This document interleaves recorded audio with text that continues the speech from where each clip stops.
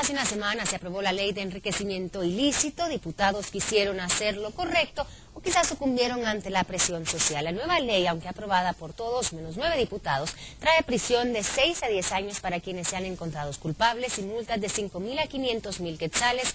Y para hablar de esta aprobación le vamos a dar la bienvenida al diputado Roberto Alejos del partido Todos. Diputado, gracias por estar con nosotros esta mañana. No, gracias a ustedes por la invitación y tener la oportunidad de estar aquí ante las cámaras. Pues importante empezar a analizar la aprobación de esta ley en contra del enriquecimiento ilícito. Diría usted, diputado, empecemos hablando, que sucumbieron ante la presión social que hubo en recientes semanas, porque antes de eso pues vimos que estaban un poco anuentes a aprobar esta ley. ¿Qué diría usted que fue lo que ocurrió, qué los motivó a finalmente aprobarla? Pero el proyecto original, un proyecto pequeño, una ley más corta, con un poco más concreta, ingresó hace, yo diría que unos 11 años. En esa oportunidad yo era asesor del Congreso y fue presentada primero por la diputada Ninel Montenegro, después hubo una presentada por el diputado Barrios Falla y el diputado Martínez, ambos en aquel entonces de La Gana, una ley mucho más corta y concreta que llenaba los requisitos de la OEA. En aquel entonces la ley fue dictaminada desfavorable por la comisión respectiva, aduciendo que era inconstitucional. De tal manera que esta nueva ley entró hasta este año en el paquete que envió el organismo ejecutivo, en los paquetes, lo que hemos llamado de transparencia. La ley inmediatamente en el paquete de transparencia fue la primera en recibir el dictamen, y cuando estábamos en las interpelaciones, digamos que se usó como una forma de presionar a la bancada líder de que abandonara la interpelación, de manera que estuvo ahí en agenda desde ese entonces, cuando empezaron las interpelaciones. Creo que lo que la sociedad civil hizo fue aprovechar la oportunidad, fue algo correcto, algo que la sociedad civil tiene que seguir haciendo. Ya estaba el tema, un tema necesario, un tema que tenía mucho tiempo de estar ahí, y el papel de la sociedad civil era lo que realmente hizo, a lo cual se sumaron los medios de comunicación, y esto lo que hizo fue acelerar el proceso de aprobación. La ley, como yo lo mencioné en varias oportunidades, era inevitable su aprobación, es parte de un proceso, parte de una agenda, y repito, lo que hicimos ahora, gracias a esa presión, fue acelerar el proceso. Probablemente la ley hubiera sido aprobada hasta el año entrante, el primer trimestre del año entrante, pero creo que no hubiera... No tenían prisa de aprobarlo.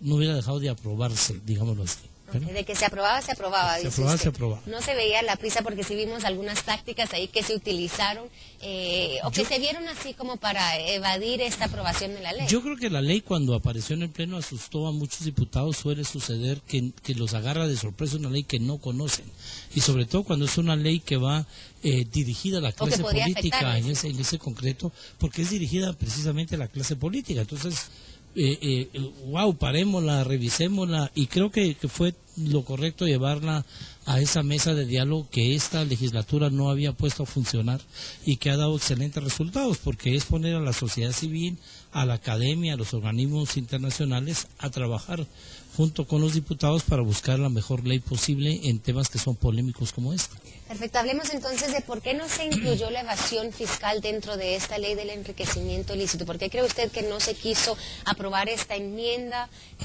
¿Hubo presión quizás, no sé, del sector privado? Porque ciertamente aquí pues se verían afectados pues todas aquellas personas que evaden. En la evasión fiscal nos veríamos afectados cualquiera que no paguemos una mensualidad del IVA, por ejemplo, y ya estaríamos incluidos. La evasión fiscal fue presentada por la misma bancada que lo presentó en el Pleno en las mesas de diálogo.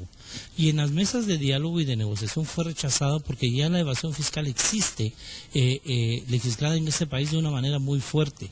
Es un tema nuevo que no tiene mucho tiempo de haberse reformado los temas relacionados con la evasión fiscal, y la mesa en ese entonces tomó la decisión que no era necesario relegislar metiéndola en esa ley cuando ya está muy clara en el Código Penal. Cuando la volvieron a presentar en el Pleno, era evidente que lo que querían era salir en los medios de comunicación ante un artículo que ya habían perdido en las mesas de diálogo. Perfecto. Hablemos de lo que implica esta nueva ley, este nuevo decreto. Vemos ahí que son penas de entre 6 y 10 años de prisión, multas de 5.000 a 500.000 quetzales.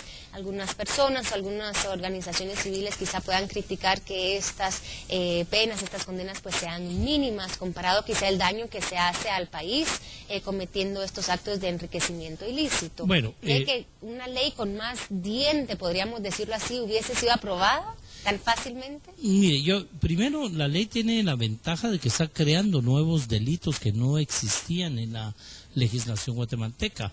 Primero porque digamos que el papel que la sociedad civil está jugando de fiscalizar más al Estado, que es el papel correcto.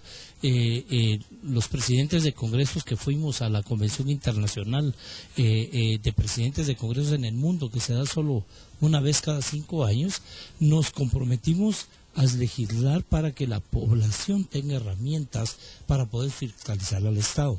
Este tipo de leyes ayudan a eso. Se están creando delitos que no existían, se están incluyendo en la ley delitos que ya existían pero que no eran considerados como enriquecimiento ilícito. La ley tiene suficientes dientes, inclusive estamos amarrando la ley a todo el tema de la ley de extinción de dominio, una ley también fuerte que aprobamos el año pasado relacionada con recoger las propiedades cuyo origen me pareciera ilícito y que pueden ser recogidas de entrada y después ir a juicio después de detener las propiedades. Creo que es una ley que sí tiene suficientes dientes, sobre todo que es muy explicativa, es muy larga, muy desarrollada, dicen los juristas, y va a permitir realmente entrarle a fondo al tema del enriquecimiento, especialmente en los funcionarios públicos que de la noche a la mañana puedan aparecer con propiedades o fondos que no tenían antes de entrar al gobierno. Claro, y la aplicación de la misma, pues me imagino que tendrá que ser de una manera integral, porque fue aprobada, ahora uno espera que sea aplicada, ¿no? Y para esto se espera que el MP también haga su función, o sea, es de una manera integral, ¿no? O sea, la aprobación no es solo suficiente. Nos ha pasado muchas veces, el Congreso ha venido cumpliendo, sobre todo en la legislatura pasada, con una serie de leyes que servirían mucho a la nación, pero depende del Ejecutivo aplicarlas. Por ejemplo, hay una ley relacionada con presidios, que es una ley muy amplia, buena, es una ley, hay una ley que realmente se estudió muchísimo, pero no se ha aplicado, no hay fondos y nuestras cárceles siguen siendo realmente, no sé ni cómo definir esos centros de encuentro de grandes delincuentes, son más escuelas de aprendizaje y de mejoramiento de la delincuencia. Lo que se comete adentro es peor que lo que cometían afuera, o tienen como mayor comodidad para dirigir los delitos, como hemos podido ver en varios lados. Entonces no es solo aprobar la ley, aquí viene ahora una función del Ministerio Público que participó en las pláticas para elaborar esta última ley, de cómo es que ellos la deben aplicar. Hay una responsabilidad muy grande en la Corte Suprema de Justicia, en todo el organismo judicial. Es importante ahora aprobar la ley que regula el Ministerio Público, la ley interna del Ministerio Público, y aprobar la ley de la carrera judicial.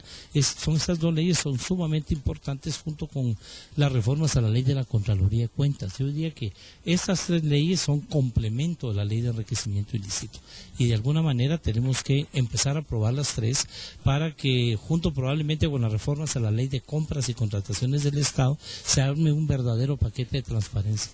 Perfecto, ahora ayúdenos a entender un poquito, a analizar un poquito, bueno, cómo va a ayudar este decreto, esta nueva ley, a lo que hace la Fiscalía en contra de la corrupción que existe actualmente con el MP, y en casos, póngase con lo que acabamos de ver del expresidente del Congreso, Eduardo Meyer, implicado con el desvío de más de 80 millones de quetzales, también con Jorge de León Argueta.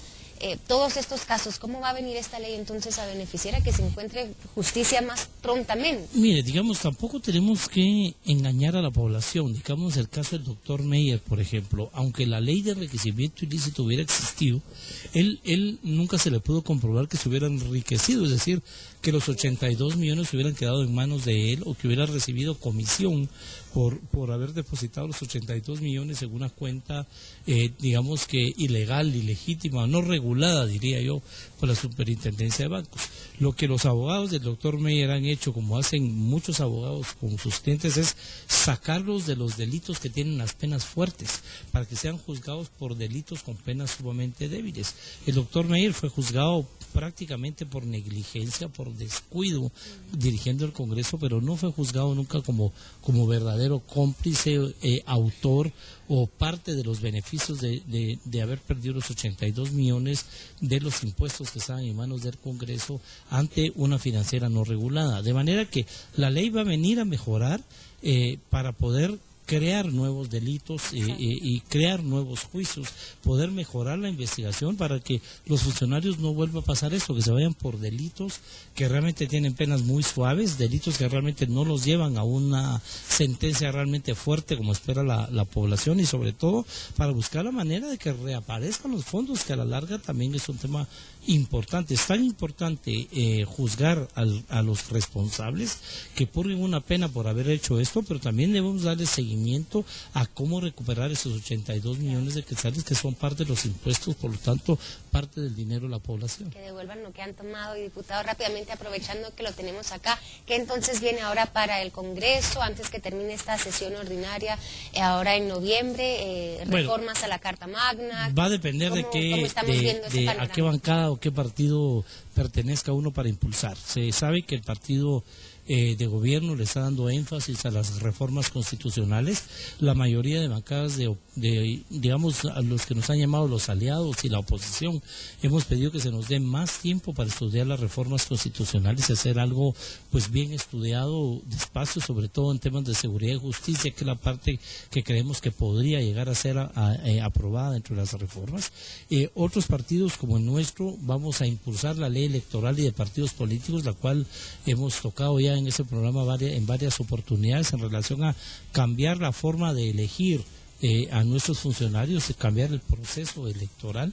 Y por otro lado hay leyes como las de este paquete que están ya en tercera lectura, como la del Ministerio Público, esta ley de la Contraloría de Cuentas y probablemente la ley de la carrera judicial, que debería por lo menos empezar su aprobación. Hay una ley que también es bastante necesaria, que la nueva ley de aduanas, producto de errores que se cometieron en la reforma tributaria, no estamos recaudando, o el gobierno no está recaudando lo necesario en las aduanas de este país, precisamente porque se cometieron algunos errores en la reforma tributaria. Diputado, le agradecemos su tiempo, haberme agrudado y habernos dado unos minutitos. No, es un placer estar aquí. A ustedes, gracias por la invitación. Muchas gracias. Era el diputado Roberto Alejos del partido Todos, acompañándonos esta mañana, explicando un poquito y analizando el contenido de esta nueva ley en contra del enriquecimiento ilícito. Y antes de despedirnos de este segmento, lanzamos nuestra pregunta del día para todos ustedes. Sabemos que tienen opiniones al respecto, así es que la pregunta es la siguiente: ¿qué opina de la aprobación de la ley en contra del enriquecimiento ilícito? Déjenos saber a nuestras páginas, a nuestras redes sociales de Twitter y Facebook. Más adelante vamos a estar compartiendo sus opiniones y comentarios. Ahora sí, continuamos con más. Y llegó la hora de